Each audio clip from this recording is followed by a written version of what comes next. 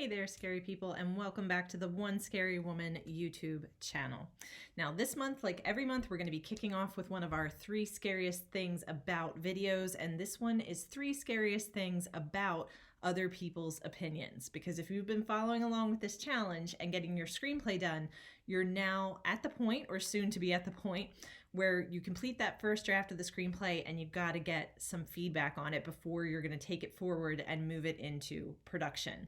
So this is a step, of course, that most writers hate to do, or any kind of creative. You don't necessarily want the constructive feedback. You just want it to be wonderful and to move forward and to get your project made. So 3 scariest things about other people's opinions, because before you rush ahead and do that, you absolutely should get some feedback, because it really is in your best interest to get some input. Don't put all your eggs in one basket, meaning don't listen to just one person, but if you can, get multiple feedback from several people or more, so that you can really get a good sense of how your project is working or not working. Now, this is understandably nerve-wracking. It can be really hard to put ourselves out there when it comes to a creative pursuit, particularly because we tend to put a lot of ourselves into our creative pursuits. So our stories might be fiction, but that doesn't mean they don't carry over a lot of things about our personality or a lot of things that we care about. So it really can feel like you're being exposed when you have to go ahead and put this work out there and start to get feedback. So let's go ahead and talk about the 3 scariest things about other people's opinions when other people finally get to give an opinion on your work.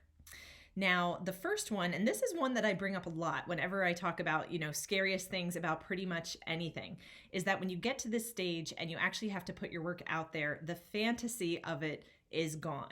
So there's really this period of fantasy, I believe, when we're working on creating our projects, where you get to fantasize that that project can just be as well received as you could possibly imagine, win every award. Every single person who comes in touch with it is just going to be blown away. And of course, we love this fantasy. We don't want to let go of this fantasy. So the first scariest thing about other people's opinions is, of course, that this fantasy gets dashed. So that's not to say, you're not going to have people coming back to you and saying that it's wonderful and amazing.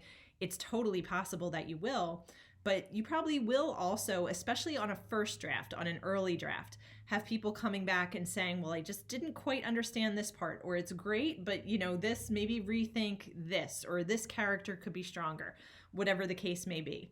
What can be scary, or at least, disappointing about this, is that you might realize that you have more work to do still before you should really put that out into the world. So this is definitely a scary thing as well. Getting those opinions back, having that fantasy that it's just going to be perfect on the very first go around, go out the door, and then having to do more work. Now, the second scariest thing about getting other people's opinions is that, to a certain degree, this is now making your work public. So, similarly to point 1, prior to this, it was sort of just something for you, or maybe you, and if you shared it with someone you were very close with.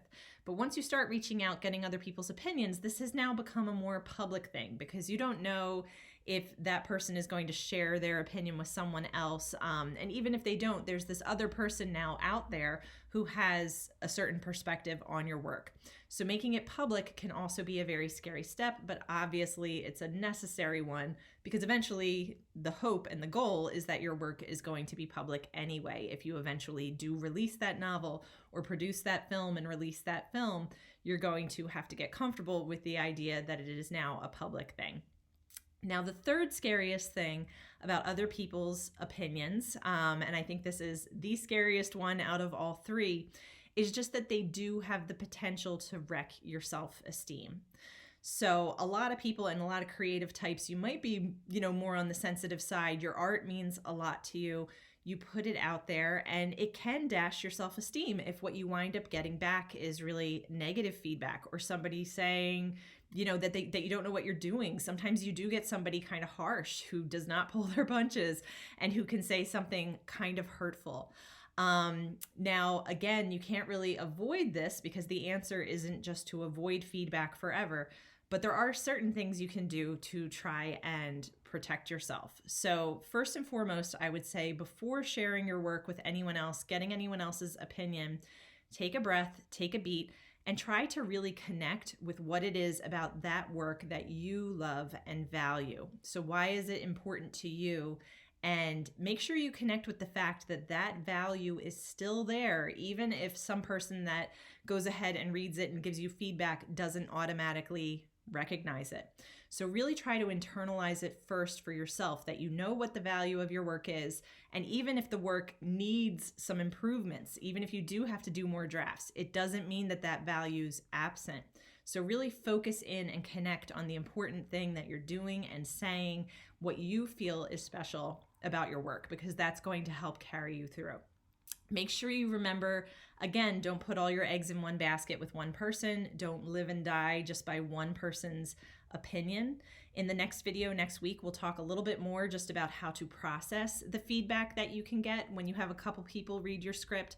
But keep in mind too, this is always a very subjective process. One person's particular feeling is not necessarily true. It's not necessarily indicative of how everybody would feel. So keep that in mind. Also keep in mind, and again, make this decision before you receive the feedback, before you go into this, that you're okay with whatever stage you're at. So if you do get feedback and come to the discovery that you have to make a lot of corrections or changes, a lot of improvements, make that okay, because it is okay. It's totally fine. Creative works are always works in progress. So if you have to do that, make that okay and know in your heart that that is also okay. All right, like I said, next week we're going to talk a little bit more just about how to process feedback. But remember that if you're at this stage, no matter how scary it is to put things out there and start to get that feedback, it's even scarier to never move forward. So to never move forward, to never put your work out there, to never actually finish it and get to the point where you can have a released project to share with the world. So go on, be brave, get the feedback you need to get, and I'll see you back here next week.